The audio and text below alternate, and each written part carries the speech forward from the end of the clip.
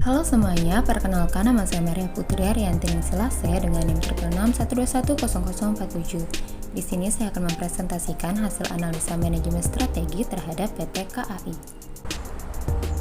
Pertama, terdapat sejarah PT KAI, di mana PT KAI merupakan badan usaha milik negara yang bergerak di bidang transportasi kereta api.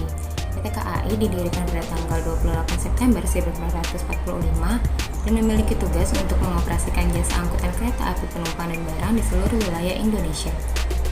Berdasarkan visi PT KAI yang tertera, maka dapat dianalisiskan bahwa visi PT KAI sudah berorientasi pada masa depan. Hal ini dapat dilihat dari adanya kata menjadi solusi yang memiliki orientasi pada masa depan. Kemudian, berdasarkan misi PT KAI yang tertera, maka dapat dianalisiskan bahwa misi PT KAI sudah berorientasi pada masa sekarang.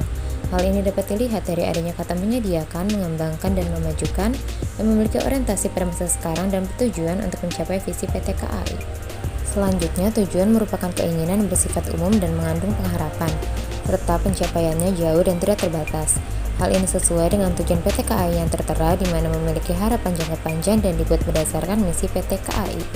Kemudian, sasaran PT KAI sudah dibuat berdasarkan tujuan PT KAI dan telah memenuhi prinsip SMART, yaitu spesifik lebih rinci, measurable dapat diukur, achievable dapat dicapai, relevan masuk akal, dan time bound ada batasan waktu. Selanjutnya, terdapat tabel IFAS atau Internal Factor Analysis Summary, di mana IFAS merupakan analisis yang digunakan untuk mengevaluasi faktor-faktor internal yang dapat mempengaruhi kinerja organisasi. Pada tabel IFAS berikut terdapat dua faktor lingkungan internal yang mempengaruhi, yaitu pertama terdapat kekuatan atau strength, kedua terdapat kelemahan atau weakness. Pada kekuatan terdapat 4 item, yaitu pertama harga tiket yang relatif murah, kedua layanan yang beragam dan terintegrasi, ketiga tenaga kerja yang berpengalaman dan terlatih, keempat penyediaan fasilitas bagi penyandang disabilitas dengan total bobot kekuatan 0,55 dan total nilai kekuatan yaitu 1,94. Selanjutnya terdapat kelemahan yang terdiri dari 4 item. Pertama, keterlambatan dan pembatalan perjalanan, kedua perjalanan yang memakan waktu relatif lama, ketiga kurangnya tempat duduk pada fasilitas ruang tunggu, keempat persaingan dan transportasi pribadi yang kian meningkat dengan total bobot kelemahan 0,45 dan total nilai kelemahan yaitu 1,32, sehingga total keseluruhan IFAS yaitu 3,26. Kemudian terdapat tabel EFAS atau External Factor Analysis Summary, di mana EFAS merupakan analisis yang digunakan untuk mengevaluasi faktor-faktor eksternal yang dapat mempengaruhi kinerja organisasi. Pada tabel EFAS berikut terdapat dua faktor lingkungan eksternal mempengaruhi. Pertama terdapat peluang atau opportunity, kedua terdapat ancaman atau threats. Kemudian dalam faktor peluang ini terdapat 4 item, yaitu pertama kedekatan dan pusat kota, kedua tingkat urbanisasi yang semakin tinggi, ketiga semakin banyaknya pengguna KAI akses, keempat kebijakan pemerintah yang mendukung pengembangan transportasi umum. Dengan total bobot peluang yaitu 0,58 dan total nilai peluang yaitu 2,21. Selanjutnya terdapat faktor ancaman yang terdiri dari 4 item. Pertama, gangguan operasional akibat cuaca ekstrim. Kedua, keadaan ekonomi yang tidak stabil akibat COVID-19. Ketiga, persaingan yang semakin ketat dan transportasi online. Keempat, keterbatasan dana untuk investasi dalam pengembangan teknologi. Dengan total bobot ancaman 0,42 dan total nilai ancaman 1,25, sehingga total keseluruhan EFAS yaitu 3,46. Berdasarkan interpretasi skor yang telah dijelaskan, maka dapat disimpulkan bahwa nilai IFAS 3,26 berarti strategi organisasi saat ini memiliki kemampuan yang moderat atau sedang dalam respon berbagai faktor di lingkungan internalnya. Kemudian nilai IFAS 3,46 berarti strategi organisasi saat ini memiliki kemampuan yang baik dalam respon berbagai faktor di lingkungan eksternalnya.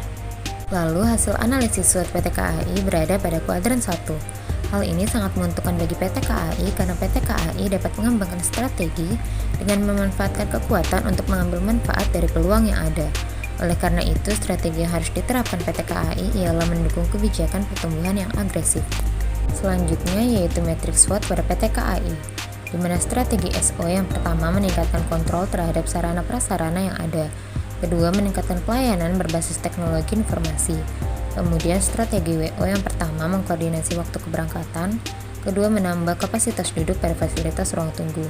Kemudian strategi ST yaitu menambah trek jalur kereta api agar tidak memakan waktu lama. Lalu strategi WT yaitu melakukan promosi yang lebih menarik.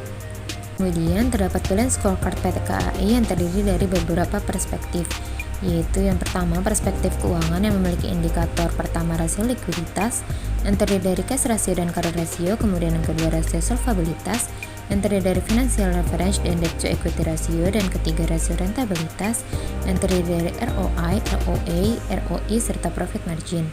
Kemudian perspektif yang kedua yaitu perspektif pelanggan yang memiliki indikator pertama tingkat kepuasan pelanggan, kedua tingkat profitabilitas pelanggan, ketiga tingkat pemerahan pelanggan.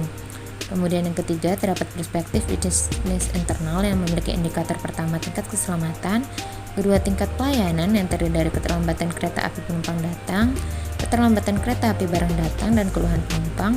Dan indikator yang ketiga yaitu efektivitas pemeliharaan sarana dan prasarana, dan keempat indikator inovasi.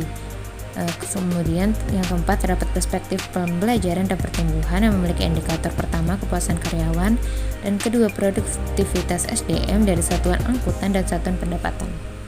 Selanjutnya terdapat implementasi, di mana implementasi Good Corporate Governance pada PT KAI dilakukan dengan menerapkan sistem manajemen anti penyuapan di dalam proses bisnis perusahaan, di mana usaha tersebut akhirnya membuat PT KAI menerima sertifikat ISO 37001-2016 pada 24 September 2020 lalu, setelah menjalani proses sertifikasi yang sesuai dengan penerapan sistem manajemen anti penyuapan di beberapa unit kerja. Kemudian terdapat evaluasi, di mana PT KAI harus terus meningkatkan kesadaran tentang penerapan tata kelola perusahaan yang baik.